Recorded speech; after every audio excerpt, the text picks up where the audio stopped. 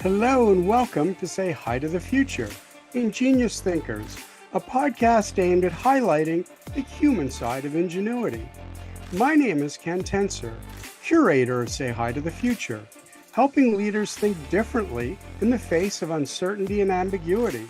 Better thinking, better outcomes. With me today is Bronwyn Bridges, CEO and co-founder of PragmaClin, a medtech company that has developed a digital assessment tool for neurological conditions such as Parkinson's disease. The idea behind Bronwyn's work has also been recognized as a top early stage idea to come out of a university across the globe. Bronwyn Bridges, welcome to Say Hi to the Future. Hi, thank you for having me. Bronwyn, you have a fascinating background, and one of the things I saw when prepping was that you've been recognized for core training for human ethics research. What exactly is that? It just struck me. So whenever I started my master's degree at Memorial, part of the work that I had been doing was really cell-based and in the lab-based. And so when I pivoted to do more of the human-centered approach work with the general population for Parkinson's patients, I took a lot of kind of ethics training courses on how to be able to properly analyze the data, make sure everything's de-identified, and really put patient safety first. So that training came along with my degree, but it has since helped me in my company work as well, understanding how to interact with the patient population.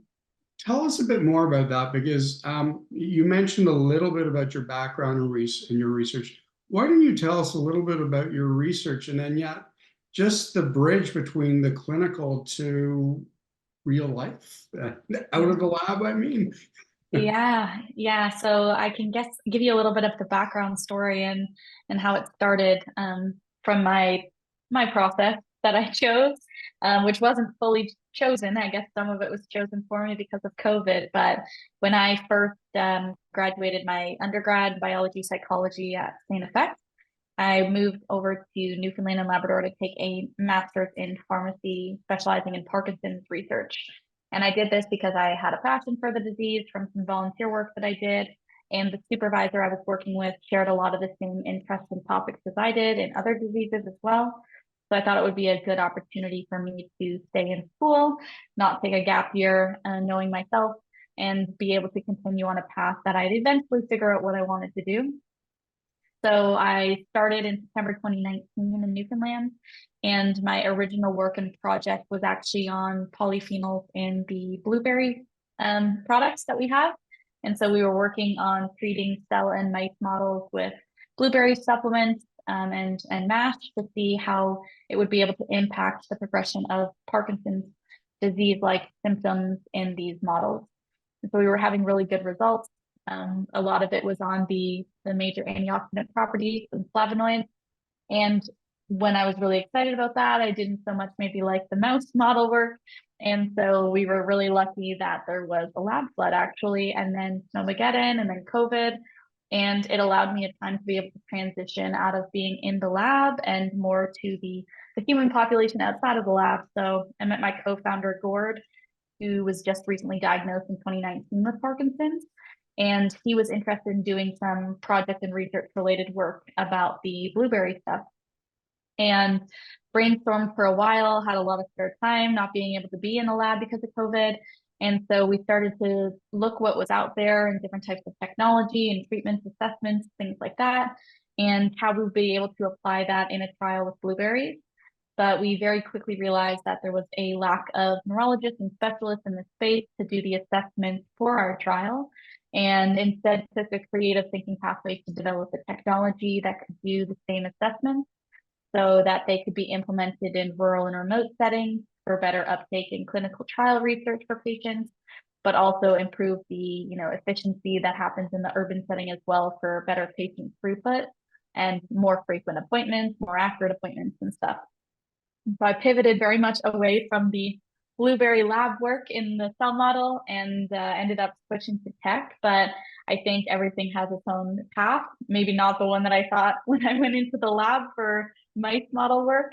But I'm very happy that I'm working with the patient population who is impacted by this every day now instead. In listening to that, can you just help the listeners a bit? Um, Parkinson's disease, what it means to monitor it.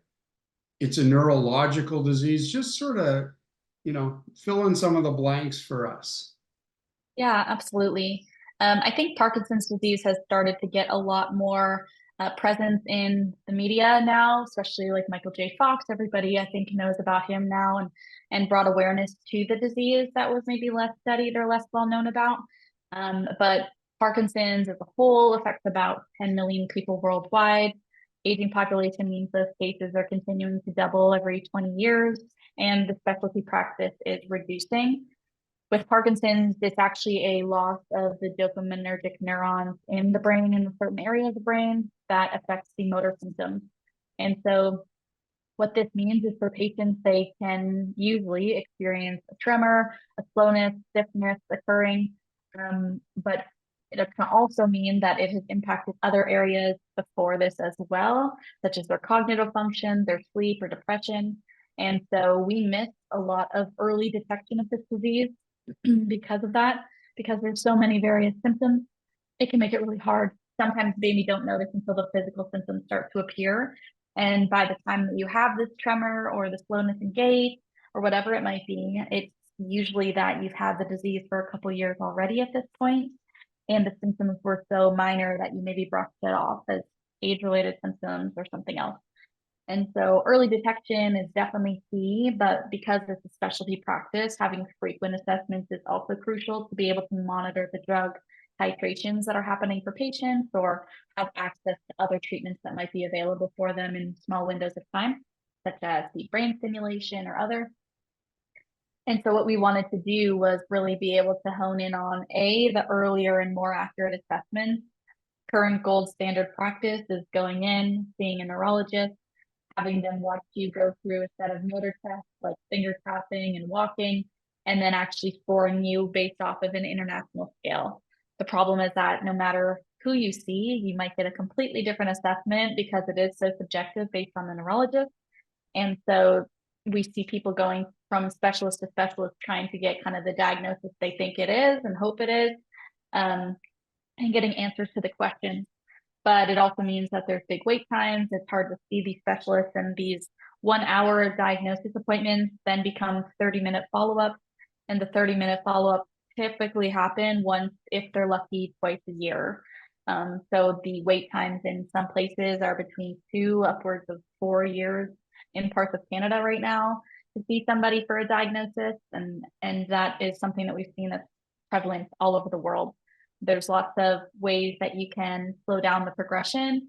Exercise is a great one. Consuming antioxidants, like I mentioned, blueberries, dark chocolate, products like that are really great. But there's also the other side of the puzzle is that eventually most people will end up typically getting some type of cognitive function loss as well. And so doing memory tasks and keeping your brain as active as it can be is a really great option. So one of the things you mentioned is we think of it as age-related, or we think that some of the symptoms might be because of age-related reasons. Is there an age to Parkinson's? I mean, you mentioned Michael J. Fox, and he wasn't in his 70s when he was diagnosed. So is that sort of just a misnomer? Yeah, he is definitely one of the kind of standalone cases. It would be like an early onset of Parkinson's disease, and we typically don't see a lot of early onset, but the average age is 65 and over, where you'll start to notice Parkinson's symptoms the most prevalent. However, we've actually done some of our clinical work in other countries, and one of them in particular was in the UAE in Dubai, and they have a high prevalence of early onset Parkinson's actually, and a lot of their patients are in the 40s to 50s range. There's not really a whole lot of explanation behind it at the moment, but the biggest guess is it's a lot of expats coming and moving there, and it's a lot of mixed cultures and generations and stuff. So we see that might be a factor because it can be a genetic disease.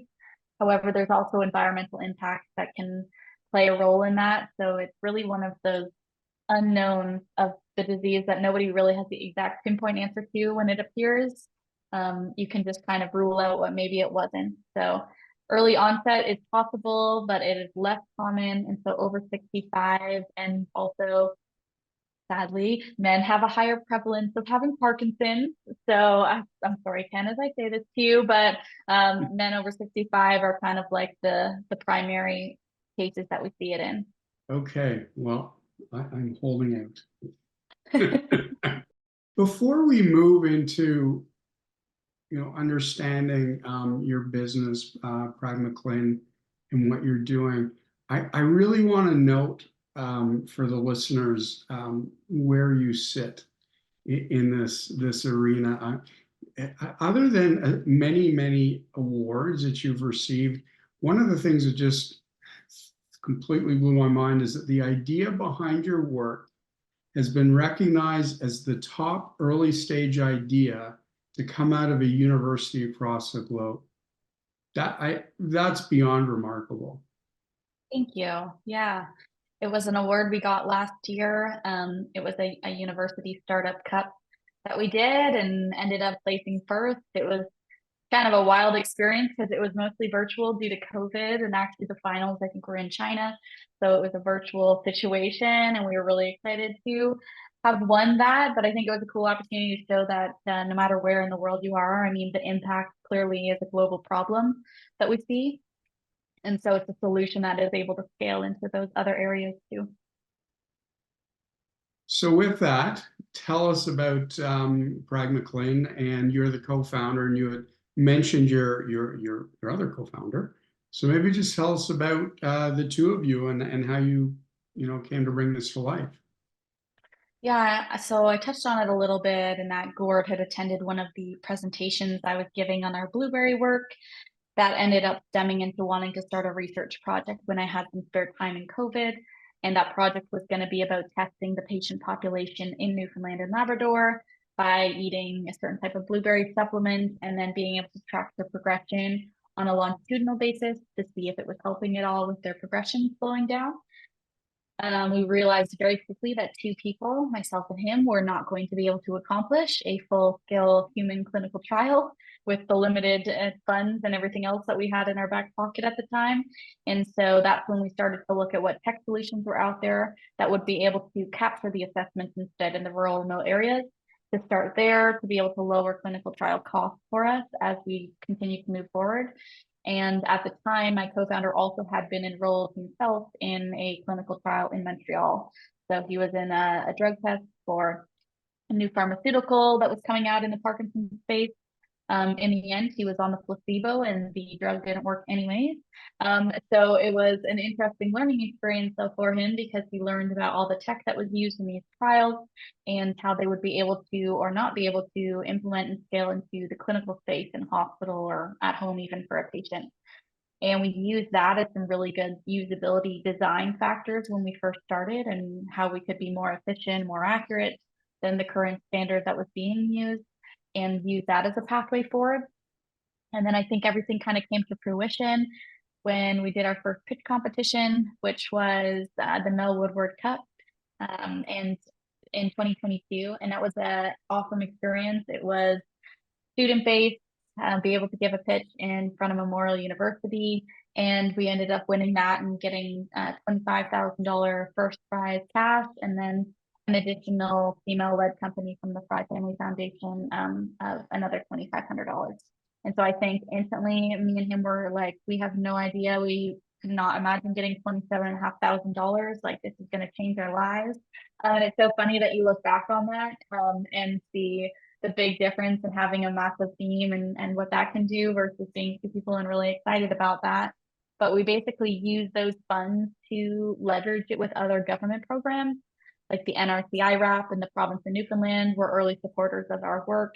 We were able to then use that as a consulting gig, and that we brought in some tech support to help build out our first MVP, and then start to do some usability testing, bringing in local Parkinson's patients who were consenting on their own stuff to come in and start testing and provide feedback. And I think everything has just like rapidly scaled from there, and from the success we had in that work, we've continued to do an immense amount of pitch competitions, which has been a really great way to not only get capital when we win them, but also to be able to create a wonderful network of people who can help us. And I think, if it was like a business development job, I'd like to say I'm gotten pretty good at that, because I feel like I stemmed from science to be able to meet a lot of wonderful people and be in the right room at the right time and make those connections. And those connections have definitely accelerated our growth.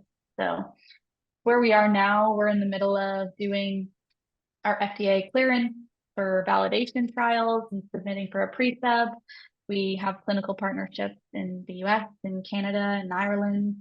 And I think that our next goal, once we validate this, is just to start to get it in the hands of patients so that it can start to be beneficial in clinical practice for us. Very cool.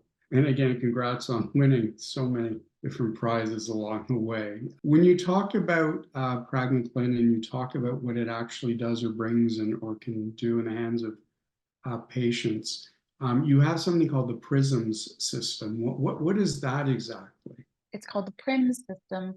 The PRIMS system, it originally stood for the Parkinson's Remote Interactive Management System. It's now just called PRIMS because it's a bit of a mouthful. But the system itself uses specialty cameras that are attached to our system, in which a patient is able to come and stand in front of the system and be guided through the complete motor test that they would typically do with a neurologist. So they'll be guided through finger tapping, walking, sitting, standing, facial expression, you name it. And from there, they'll receive a score in real time. So the algorithms that we've built are able to assess the progression of these symptoms and trend them for the clinicians to be able to better titrate medication or adjust physical therapy. It's acting as a clinical decision support tool, so really providing that more objective measure for a clinician to make more tailored and individualized decisions for their patients without taking away more clinical time from them to do that. Is this what it is that you need approved for, like, the individual at home to use? No, so we're actually working in the clinic. So we are a B2B solution. So we operate by placing this in a hospital or in a clinic, and in rural, remote areas, in local areas. So it would be a smaller clinical practice that didn't have a specialist, or in an urban center where they do. The premise of putting it into a patient's home, we've seen kind of the goods and bads of it. Some companies are already out there trying to do that. It involves a lot of privacy for patients recording themselves in their personal areas, which is one piece of it, but also the setup and the accuracy of having this end user be able to properly calibrate the system in their own home.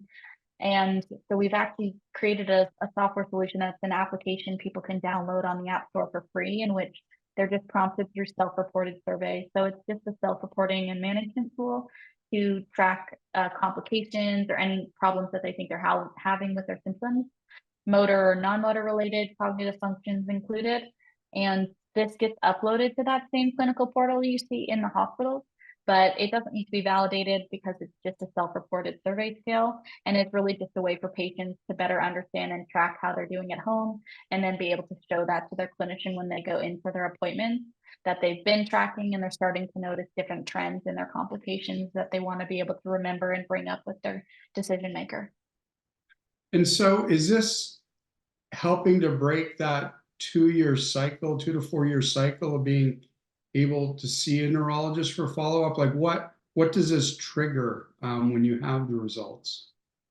It definitely depends on the healthcare market that we're looking at, whether it's in Canada or whether it's not in Canada. They're very different. Because in the Canadian market, we're really looking at big wait times and how we can increase that throughput. And by increasing the throughput, it's that we can complete assessments, cut away 10 minutes of the clinician's time in which they need to run through the assessment for, so they can see an extra maybe 2 patients a day, which is quite a few patients off the wait list. It also cuts down on the reporting time because it's providing this information and assisting to report when it comes to billing and reimbursement and what needs to be filed. And that's one of the value props in order to have an increased patient throughput. But also then being able to put this into rural and remote communities. There's patients who really aren't being seen right now. And if you can provide those assessments, that provides a different value proposition as well. So when you talk about rural and remote, what level does a technician have to be to actually accurately run this in a smaller community? Yeah, so our trials right now have a researcher on site to make sure that everything is going as planned, but once approved as the clinical decision support tool, it really can be self-run by a patient. The way that we've built it is that it's very much a click the start button. It'll guide you through. There's demo videos showing you how to do it. It takes 11 minutes start to finish. And then at the end of that, that's automatically uploaded onto the portal for the clinician to view at a later time. Or at an assessment right after, depending on how it's set up for them. So right now, the goal is that we're working towards not having anybody need to be there, but the skill level of who would need to be could be an average human off the side of the street. It does not take much technical leverage to be able to run. We've built it so that it was an easy use for the end user. Okay. And with this information, where are we with Parkinson's? I mean, my understanding is there's not a cure. But if I have this information more quickly or more often, what does that do for me, the patient? Yeah, a big piece of it for the patient side is the anxiety levels that come along with this disease. So patients get incredibly anxious. And so if you were to be having better self-management and tracking for your own peace of mind and be able to find resources online that other people also have the same problems, a sense of community is one thing, finding the resources is another. But a lot of patients, don't realize that some of the symptoms that they're having are actually associated with the disease and think it's a side effect or it's something possibly just age related. So having that better understanding, it does fall into the disease umbrella, is one side of the puzzle. The other is that they can show when it comes to memory that they've been able to track these. When they go into a clinician, they can say, this isn't just a one-time thing I'm bringing up. This has been happening for weeks, for months, whatever it might be, and this is why I need help. And ultimately, our goal is when there is full-scale adoption, that because of the algorithms that we have created, a red flag module of a significant decline in a patient would be able to trigger the clinic to let them know that patient needs help after so long. We're hoping that once you get all the key stakeholders involved, it definitely becomes a lot more complex, but hoping that can then increase that process for getting a drug titration better on either lowering or increasing medications, changing to a different therapy. And then also one of the other playing fields is like deep brain stimulation, for example, and better monitoring for people who have deep brain implants, and what that would look like. You just mentioned something that I really hadn't thought of. You mentioned memory. So when I, again, as a layperson, think of Parkinson's, I think of the physical, Mm-hmm. and the tremors that you see. Are there impacts on memory? Like, what are some of the other patient issues? Absolutely. Memory is like one of the main ones that it's kind of anticipated that it will start to degrade a little bit faster. And it's really just because it's that impact on the neurons in the brain. And when neurons fire, your thoughts are really great and wonderful and upbeat. And when neurons are not firing or there's less of them, it's definitely hard to pull some of the memory that you might want or need. So memory is one. And then it can also really impact, like I said, anxiety is another piece of that. And mood swings is another one. So people will typically notice that they're maybe having mood swings or they get agitated a little bit easier. Um, these are all incredibly common as the disease progresses. But one of that is you kind of have to choose the worst of two evils. So right now, the main treatment for Parkinson's is levodopa or a dopa treatment. And the downside, the side effects of taking that can be really detrimental over time. So if you slowly titrate that medication in, it will last longer and hopefully have less harmful side effects as we go, so that you can be a much further progression down the road before you max out on how well the drug really works for you and have the massive impact. But you'll probably notice like dyskinesia is one of the main ones. And I always just refer back to thinking of Michael J. Fox. So if you ever saw, some flailing movements that were random and sporadic, those are a side effect of a medication that's being taken. They're not actually a part of the disease normal progression. And so most people will then end up getting them because they all go on levodopa treatment. It's very rare to see a patient who's progressed quite far not be on levodopa. And so most patients are going to have the dyskinesias that are associated with that. Wow. Okay. Thank you. I did not know or understand that side of it.